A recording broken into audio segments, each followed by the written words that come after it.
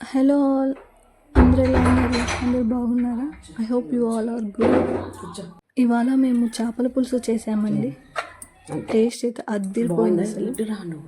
Okay, ఇంకా చేపల పులుసు ఎలా చేద్దామో చూసేద్దాం పదండి. ఇక్కడ నేను తీసుకున్న చేప ఏంటంటే బొచ్చే, అండ్ ఇది 1.5 కిలో ఉంది. ఇది స్మెల్ రాకుండా లెమన్ సాల్ట్తో వాష్ చేయండి. నీట్గా స్మెల్ రాదు అసలు. 3-4 టైమ్స్ అలా వాష్ చేయండి, స్మెల్ రాకుండా ఉంటుంది.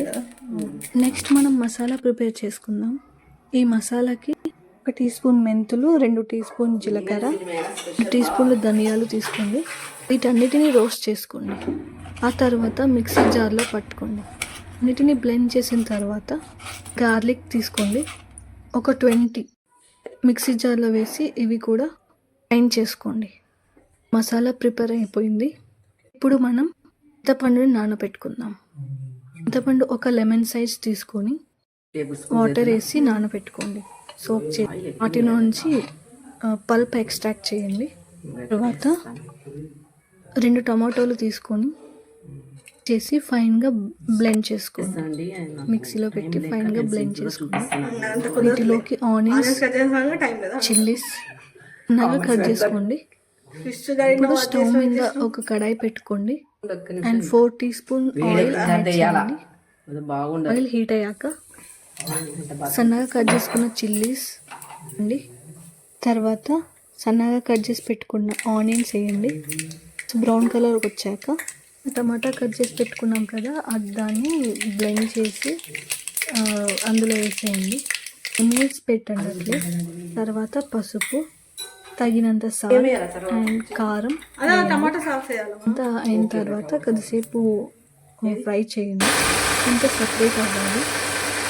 ఇలా అయిన తర్వాత మనం మసాలా యాడ్ చేయండి, ఫ్రై చేయండి. 5 మినిట్స్ తర్వాత ఫ్రై అయిన తర్వాత అందులోకి చింతపండు జ్యూస్ని యాడ్ చేయండి. 2 మినిట్స్ ఉడికించండి చింతపండు రసాన్ని. లోకి ఒక 2 కప్స్ వాటర్ వేయండి. ఈ పులుసు ఇలా వేసిన తర్వాత ఒక 5 నిమిషాలు పులుసుని మరగనించండి.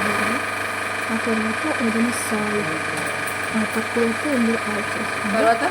ఇందులో ఆయిల్ సపరేట్ అవుతుంది. సపరేట్ అవుతున్నప్పుడు కట్ చేసి పెట్టుకున్న ఫిషెస్ ఉంటాయి కదా, ఆ పీసెస్ ఇందులోకి యాడ్ చేయండి. ఇప్పుడు మనం మంటని లో ఫ్లేమ్లోకి టర్న్ చేసుకోండి.